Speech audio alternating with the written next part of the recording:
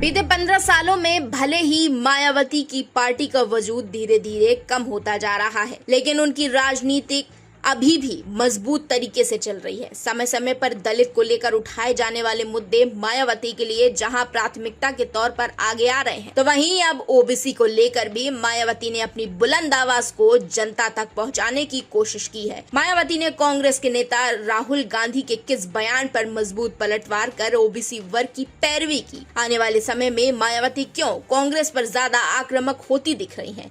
क्या बीते लोकसभा चुनाव 2024 में कांग्रेस की सैलरी से सेंधमारी से परेशान माया अब कोई नया गेम प्लान करने वाली है?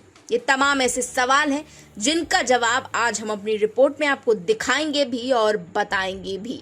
दरअसल बहुजन समाज पार्टी की राष्ट्रीय अध्यक्ष और पूर्व मुख्यमंत्री मायावती ने कांग्रेस नेता राहुल गांधी पर तीखा हमला बोला। उन्होंने कांग्रेस और समाजवादी पार्टी दोनों को ओबीसी, SC/ST और वर्गों के खिलाफ रवैये के लिए आड़े हाथों लिया। बसपा सुप्रीमो मायावती ने एक्स पर पोस्ट कर राहुल गांधी के हालिया बयान को स्वार्थ की राजनीति बताया। साथ ही कहा कि कांग्रेस पार्टी कभी भी पिछड़े वर्गों की सच्ची हितैषी नहीं रही। बसपा सुप्रीमो मायावती ने कहा कि लोकसभा में नेता प्रतिपक्ष राहुल गांधी द्वारा यह स्वीकारना कि कांग्रेस ओबीसी समाज की राजनीतिक व आर्थिक आकांक्षाओं और आरक्षण जैसे संवैधानिक हकों के मामले में खरी नहीं उतरी, कोई नई बात नहीं है। ये तो वर्षों से जगजाहिर है। उनका ये बयान दिल में कुछ और, जुबान पर कुछ और राजनीति लगता है। उन्होंने आगे कहा कि जिस तरह कांग्रेस का रवैया ओबीसी के प्रति रहा, वैसे ही शोषित, वंचित और उपेक्षित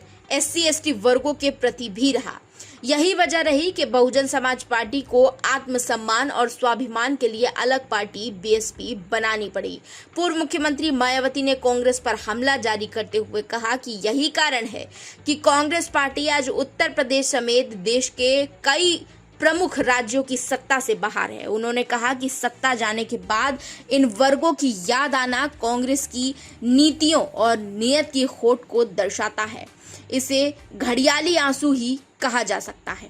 मायावती ने बीजेपी और उसके गठबंधन NDA को भी नहीं बख्शा। उन्होंने कहा कि बीजेपी और NDA का भी रवैया इन वर्गों के प्रति दोहरे मापदंड वाला है। मायावती यही नहीं रुकी, उन्होंने कांग्रेस पर SC/ST और OBC वर्गों को उनके अधिकार न देने के पुराने मामलों का भी जिक्र किया, जैसे कि बाबा साहेब अम्बेडकर को भारत रत्न न देना, OBC को आरक्षण में देरी और नौकरियों में बैकलॉग न भरना।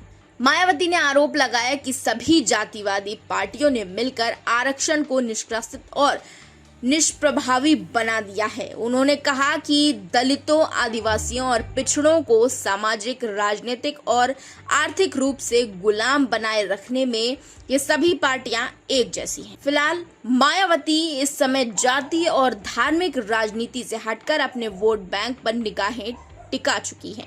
अब ऐसे में देखने वाली बात ये होगी कि 2029 में होने वाले लोकसभा चुनाव और उससे पहले 2027 में होने वाले विधानसभा चुनाव में माया की पार्टी बसपा को इन बयानों का क्या फायदा मिल पाता है। बाकी आप खबर से अपडेट रहने के लिए बने रहें हमारे साथ, करिए लाइक और सब्सक्राइब, बने रहिए हमारी ताकत, क्योंकि खबर के हर चौराहे पर पोस्टमैन मिलेगा आपको सत्य के संदेश के साथ। जय हिंद, जय भारत।